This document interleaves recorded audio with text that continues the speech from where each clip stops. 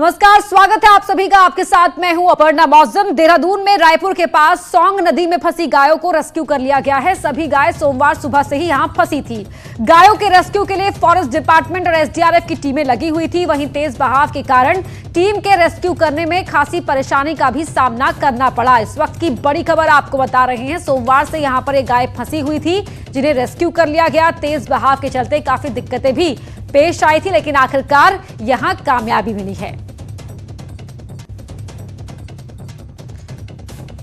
तो 6 गायों को रेस्क्यू किया गया। किस तरह से आप इन तस्वीरों में देख सकते हैं। ये गाय यहां पर फंसी थी सौंग नदी में। पानी के तेज बहाव के चलते यहां पर गाय फंस गई थी। सोमवार से फंसी हुई थी और एसडीआरएफ और वन विभाग की टीम ने मिलकर इन्हें रेस्क्यू किया।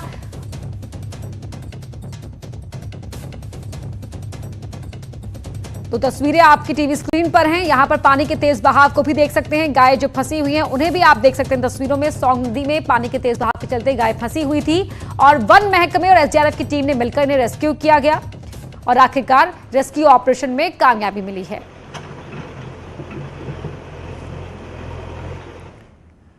रुद्रप्रयाग में भारी बारिश के कारण केदारनाथ जाने वाला नेशनल हाईवे बंद है। गाड़ियां जहां की तहां खड़ी हैं, लेकिन घर जाना जरूरी है। ऐसे में रुद्रप्रयाग के बांसवाड़ा से एक वीडियो हम आपको दिखा रहे हैं, जिसमें आप देख सकते हैं कि बांसवाड़ा की जिस पहाड़ी से लगातार भूस्खलन हो रहा है, लोग अब उसी पहाड़ी से अपनी जान जोखिम में डाल रहे हैं। पहाड़ी बेहद खतरनाक है। कहीं से भी कभी भी पहाड़ से मलबा आ सकता है।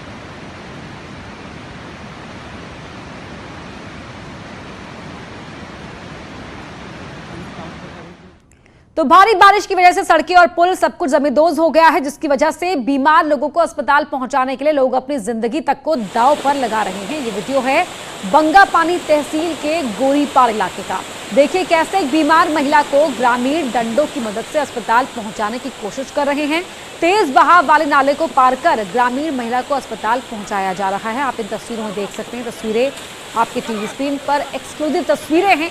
बरसात से जगह जगह सड़कें टूटी हुई हैं, पुल टूटे हुए हैं और इस तरह गांव वाले आपस में एक दूसरे के साथ मिलकर इस महिला को अस्पताल पहुंचाने की कोशिश कर रहे हैं। ये महिला बेहद बीमार है। वहीं पूर्व सीएम हरीश रावत ने पिथौरागढ़ के मुनस्यारी तहसील के आपदाग्रस्त इलाकों का दौरा किया। तहसील मुख्यालय सहित रावत ने चीन सीमा के करीब धापा गांव का भी दौरा किया। इस दौरान उन्होंने आपदा प्रभावितों का दर्द साझा किया। साथ ही सरकार से धारचूला और मुनस्यारी तहसील में हुए नुकसान की भरपाई के लिए विशेष पैकेज देने की मांग की। मैं उम्मीद करता हूँ कि सरकार मुनस्यारी धारचूला क्षेत्र में आई हुई इस बड़ी आपदा को बहुत गंभीरता से लेगी और इसको सामान्य तरीके की मदद के बजाय एक प्रकार से इस क्षेत्र का कैसे पुनर्निर्माण किया जा सकता है और उसके साथ पुनर्वास का सवाल है। पिथौरागढ़ की जीआईसी रोड में बारिश से पूरी तरह से मलबे से पट गया। पीडब्ल्यूडी की अनदेखी से नाराज लोगों ने सड़क पर धान को रोककर अपना विरोध जताया। स्थानीय लोगों का कहना है कि जिस सड़क में धान की रोपाई आसानी से हो जा रही हो, वहां लोगों का चलना कितना मुश्किल है, इसे आसानी से समझा जा सकता है।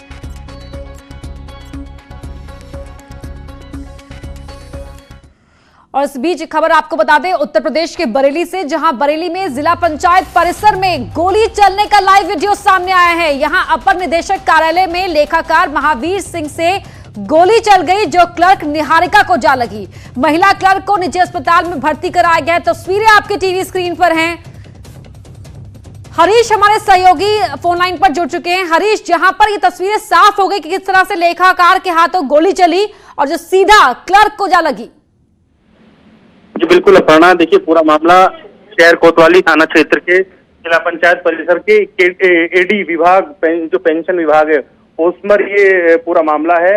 वहां पर एक लेखाकार जो सीनियर अफसर हैं और वो अपनी लाइसेंसी रिवॉल्वर लेकर के ऑफिस आए थे और ऑफिस में बैठे हुए एक महिला को बार बार उसे दिखा रहे थे। अचानक उनके हाथ से गोली चल जाती है और सामने खड़ी हुई महिला जो क्लर्क है निहारिका, उसको लग जाती है। और तस्वीरों में आप साफ तौर पर देख पा रही होंगी कि किस तरीके से वो बंदूक को बार बार दिखा रहे हैं और अचानक से गोली चल जाती है। जो तस्वीरों में नजर आ रहा है, जो अपनी बंदूक दिखा रहे हैं वो, तो क्या इनके बीच किस तरह की बातचीत यहां पर हो रही थी?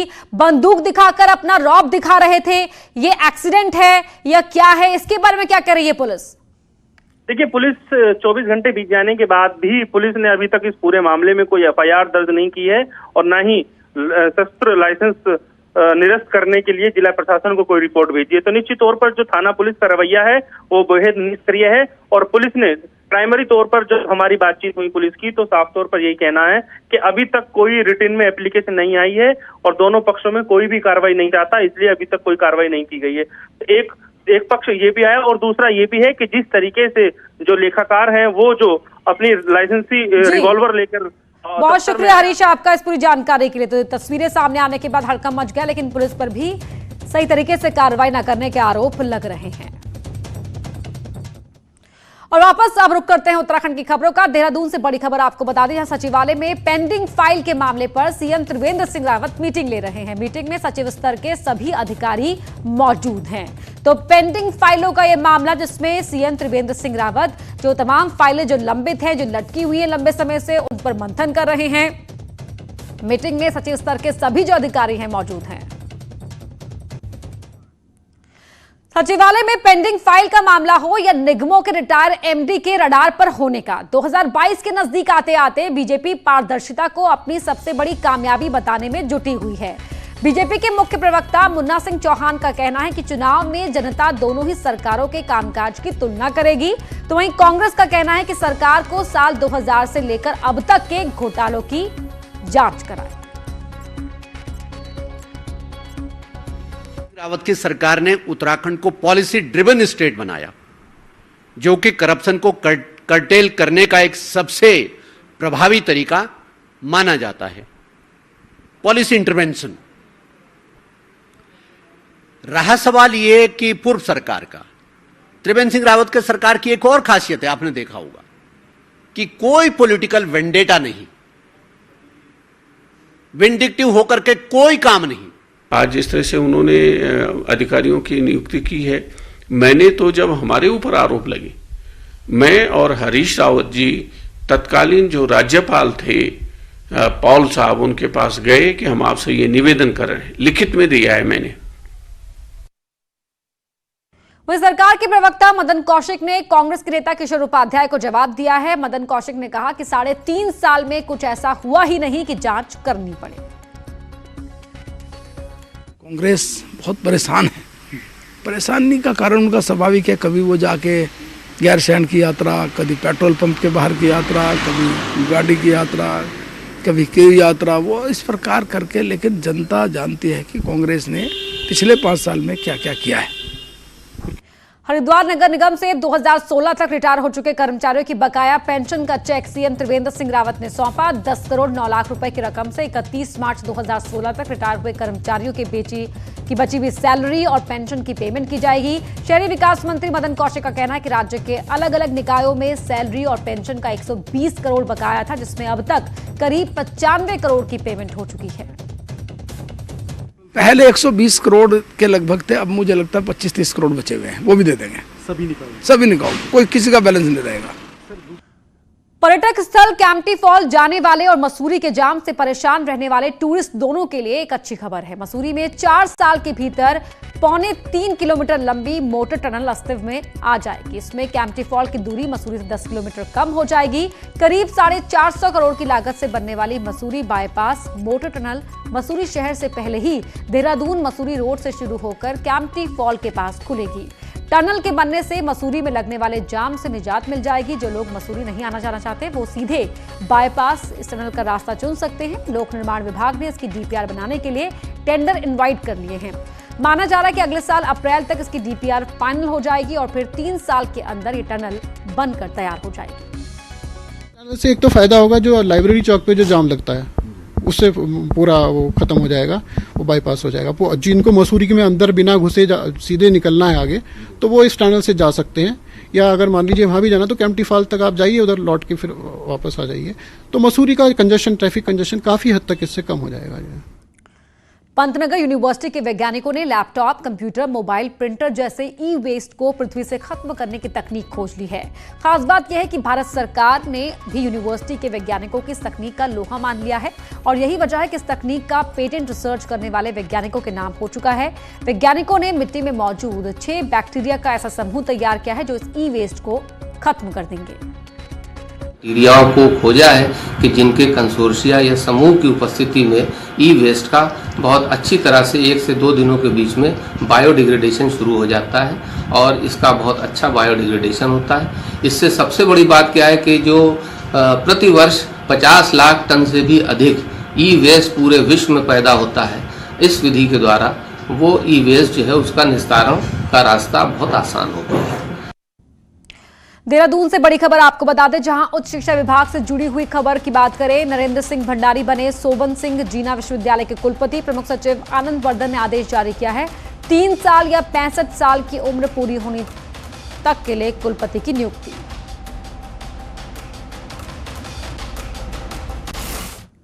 रुड़की से खबर है, जहां आइसोलेशन वार्ड में भर्ती युवक की मौत हो गई है। 1 हफ्ते पहले तेज बुखार से ये युवक पीड़ित था। रैपिड टेस्ट में ये कोरोना पॉजिटिव पाया गया।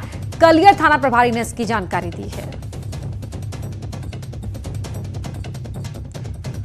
तो रैपिड टेस्ट में यह युवक कोरोना पॉजिटिव पाया गया था।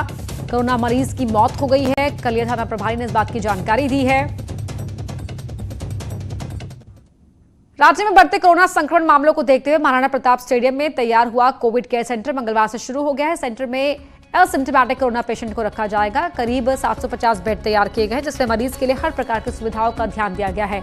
वहीं सेंटर के नोडल अधिकारी का कहना है कि यहां आने वाले मरीजों के लिए हर तरह की सुविधाएं रखी गई हैं। साथ ही यहां पर मरीजों को योगा, मेडिटेशन सहित मरीजों के लिए एंटरटेनमेंट के इंतजाम भी किए गए हैं।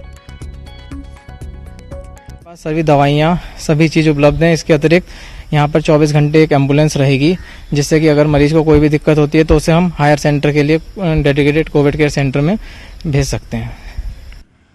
रुड़की में लगातार कोरोना मरीजों की संख्या बढ़ रही है, जिसके चलते चौकी थाने को पाबंद किया गया है। फरियादियों को किसी तरह की समस्या ना हो, जिससे अब पुलिस अब घर घर जाकर फरियादियों की समस्याएं सुनेगी। एसपी देहात स्वप्न किशोर ने सभी थाना प्रभारियों को दिशा निर्देश देते हुए कहा कि गांव में जाकर लोगों की समस्याओं को सुलझाएं।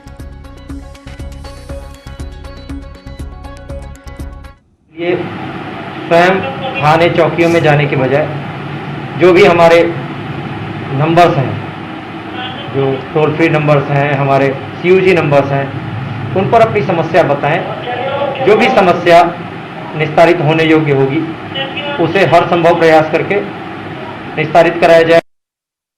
कॉर्बेट नेशनल पार्क में पांखरो जोन को पर्यटन के लिए विकसित किया गया है, लेकिन पर्यटकों का ज्यादा रुझान उस ओर नहीं है, जिसके चलते अब यहां टूरिस्ट को आकर्षित करने के लिए योजनाएं बनाई जा रही हैं। इसी के तहत इस क्षेत्र में एक झील बनाने का फैसला लिया गया, जिससे वन्य जीवों को भी पानी उपलब्ध हो सकेगा और पर्यटक भी झील के नजारे देख सकेंगे।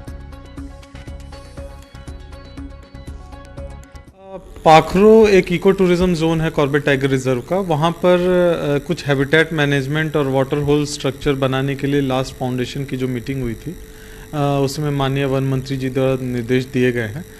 उस पर कार्रवाई करने के लिए संबंधित प्रभागीय वनाधिकारी को निर्देश दे दिए गए हैं। टिहरी के थौलदार ब्लॉक के दरवाल गांव में सिलेंडर के लीक होने से एक बुजुर्ग महिला झुलस गई, जिसे जिला अस्पताल बौराड़ी में भर्ती कराया गया। डॉक्टरों का कहना है कि महिला 70 से 80% तक झुलस चुकी है। इसके चलते उसे हायर सेंटर बर्न यूनिट के लिए रेफर किया जा रहा है।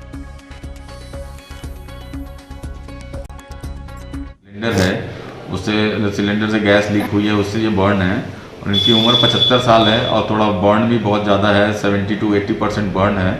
तो इनको हम स्टेबलाइज करके वहाँ क्या कहते हैं कोरोनेशन हॉस्पिटल में बर्न हमारा यूनिट है, वहाँ इनको हम रेफर करेंगे।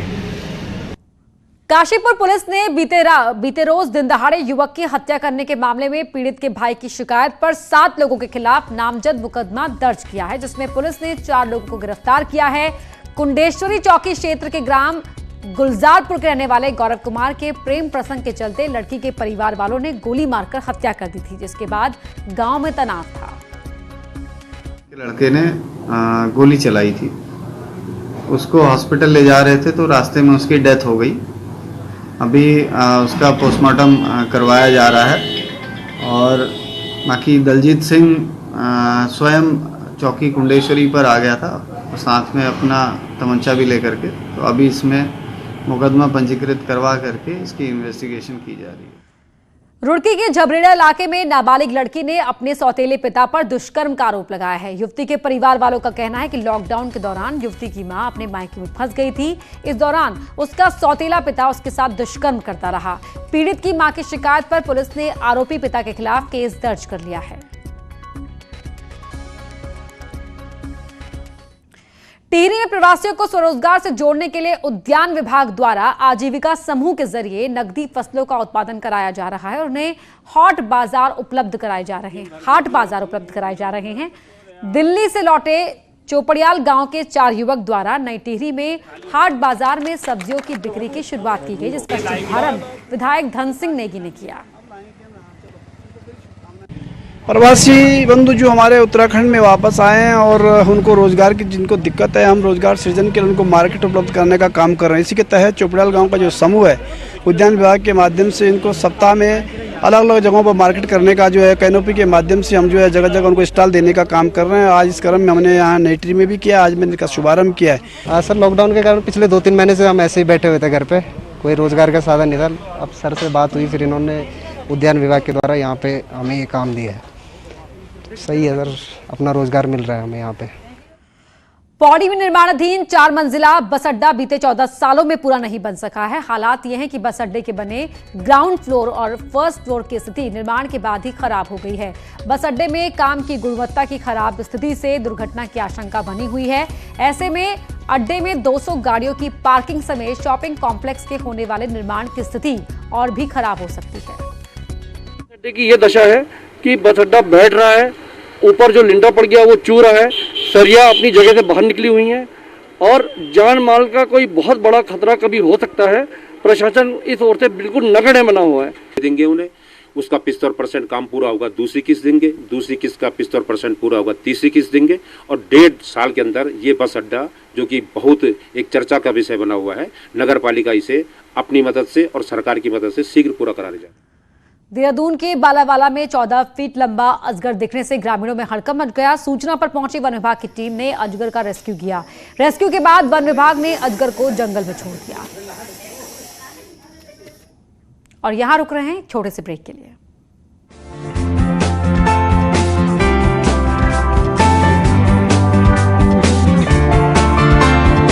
दूसरे को समझा रहे हैं, बड़े बड़े लोग वीडियो बना रहे हैं। आप गाना जानते हैं तो गाइए या फिर अपना हुनर दिखाइए, वीडियो बनाइए और हम तक पहुंचाइए और घर बैठे बनिए स्टार।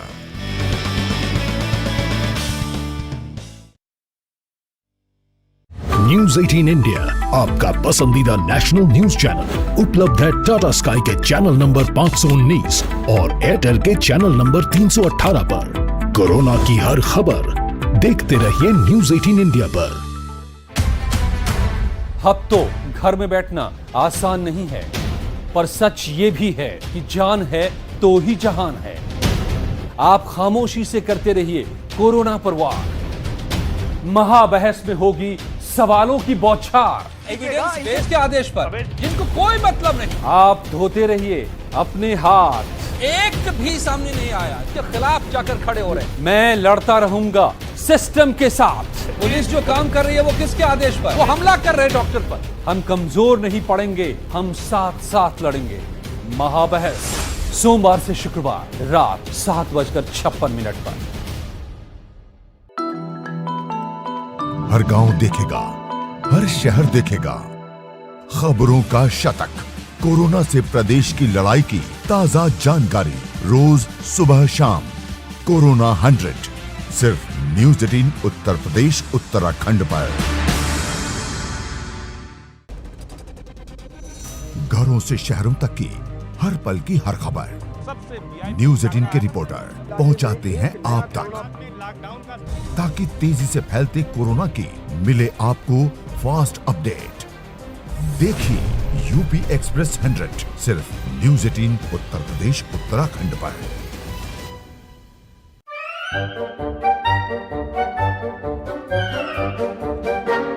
अखबार हुआ ठप, आउटडोर हुआ बेकार, टीवी ही दे रहा है विज्ञापन को तेज रफ्तार। करोड़ों दर्शकों तक न्यूज़ 18 पहुंचाएगा आपका ऐड। न्यूज़ 18 की टीम दमदार बनाएगी आपका ऐड शानदार। जल्दी कीजिए, कहीं छूट ना जाए ये सुनहरा मौका। हमें मेल करके उठा लीजिए बड़ा फायदा। ये स्पेशल ऑफर है अगले 15 दिनों तक। साथ ही मिलेगा हमारी वेबसाइट पर प्रमोशन। आज ही मेल करें adsales@nw18.com पर। न्यूज़ 18 इंडिया, आपका पसंदीदा नेशनल न्यूज चैनल, उपलब्ध है डिश टीवी के चैनल नंबर 663 और D2H के चैनल नंबर 306 पर। कोरोना की हर खबर देखते रहिए न्यूज़ 18 इंडिया पर। भैया राम राम, नमस्कार। बाहर ना जाना, कुछ बता रहे हैं, कुछ चेता रहे हैं। आपने लॉकडाउन के दौरान देखा कि हम क्या कर रहे हैं। कोरोना काल में लोग एक दूसरे को समझा रहे हैं। बड़े बड़े लोग वीडियो बना रहे हैं। आप गाना जानते हैं तो गाइए या फिर अपना हुनर दिखाइए। वीडियो बनाइए और हम तक पहुंचाइए।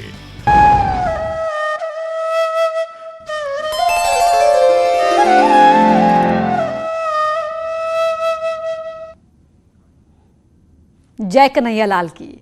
गृहस्थ जीवन से जुड़े हुए लोग कृष्ण जन्माष्टमी का पर्व आज बना रहे हैं। देहरादून के मंदिरों में सुबह से ही सजावट का काम चल रहा है। हालांकि मंदिर में सुबह और शाम को होने वाले भजन कीर्तन नहीं किए जा रहे हैं। इस वजह से हर साल कृष्ण जन्माष्टमी के मौके पर जो रौनक होती थी, कोरोना के चलते वो फीकी ही नजर आ रही है। भर में गृहस्थ जीवन से जुड़े हुए लोग कृष्ण जन्माष्टमी का पर्व आज मना रहे हैं और इसको लेकर मंदिरों में सजावट का काम चल रहा है। हालांकि भजन कीर्तन नहीं मनाए जा रहे हैं। राजधानी देहरादून की अगर हम बात करें तो यहाँ पर भी मंदिर को सजाने का काम किया जा रहा है। नंदोत्सव की तैयारियां जोर शोर से चल रही हैं, लेकिन इस बार कोरोना के चलते जश्न थोड़ा फीका रहेगा, क्योंकि लोग जो है वो मंदिर में नहीं आए, इस तरह की अपील मंदिर समिति के द्वारा भी की जा रही है। भजन कीर्तन का आयोजन यहाँ पर नहीं किया जा रहा है ताकि लोग जो हैं वो ज़्यादा इकट्ठा ना हो सकें। कान्हा को यहाँ पर देखिए आप किस तरीके से जो है तैयार किया जा रहा है आज उनके जन्मोत्सव को लेकर। पंडित जी जानना चाहेंगे, हर बार जो धूम रहती थी इस बार वो थोड़ा फीकी? हाँ, हर बार से तो बहुत ज़्यादा फीकी है। और पिछले 4 महीने से जैसे कोरोना महामारी के चलते सभी मंदिर इत्यादि बंद रहे हैं और शासन प्रशासन की व्यवस्था है कि भाई भीड़ इकट्ठी ना की जाए, उसी को देखते मंदिर समिति ने निर्णय लिया है कि दिन का कीर्तन, रात्रि का कीर्तन स्थगित कर दिया गया है। नियमानुसार जैसे हर साल मनाते हैं तो भगवान का जन्मोत्सव तो मनाया जाएगा। रात्रि काल में 12 बजे केवल मंदिर समिति के कुछ सदस्य मिलकर के आरती करेंगे। आपने सुना कि किस तरीके से यहाँ पर तैयारी की जा रही है। हालांकि साज सजावट का काम यहाँ पर किया जा रहा है।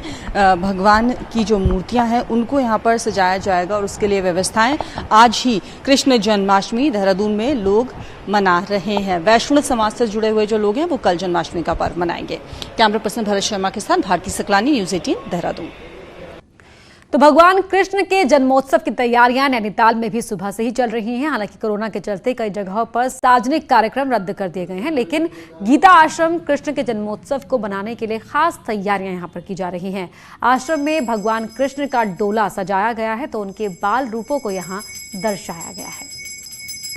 मछली कैलाश मानसरोवर जो यात्रा शुरू कराई थी, कोरोना काल का असर कृष्ण जन्माष्टमी में भी दिख रहा है। प्रशासन के निर्देश के बाद और बढ़ते कोरोना मामलों के चलते खटीमा में लोगों ने मंदिर जाने के बजाय घर पर ही पूजा अर्चना की और कृष्ण जन्माष्टमी मनाई। साथ ही प्रशासन भी लोगों से मंदिर में समूह में जाकर पूजा अर्चना करने की अपील कर रहा है। तो हर साल ही ये कृष्ण जन्माष्टमी का त्यौहार पुलिस लाइन में भी धूमधाम से मनाया जाता है, लेकिन कोरोना महामारी के चलते इस साल जन्माष्टमी का त्यौहार भी पुलिस केवल सांकेतिक ही मनाएगी। बता दें कि पुलिस बड़े ही धूमधाम से हर साल जन्माष्टमी का त्यौहार मनाती है, लेकिन कोरोना महामारी के चलते जन्माष्टमी केवल सांकेतिक रूप से ही मनाई जा रही है। किसी भी पुलिस लाइन में कोई कार्यक्रम नहीं होगा।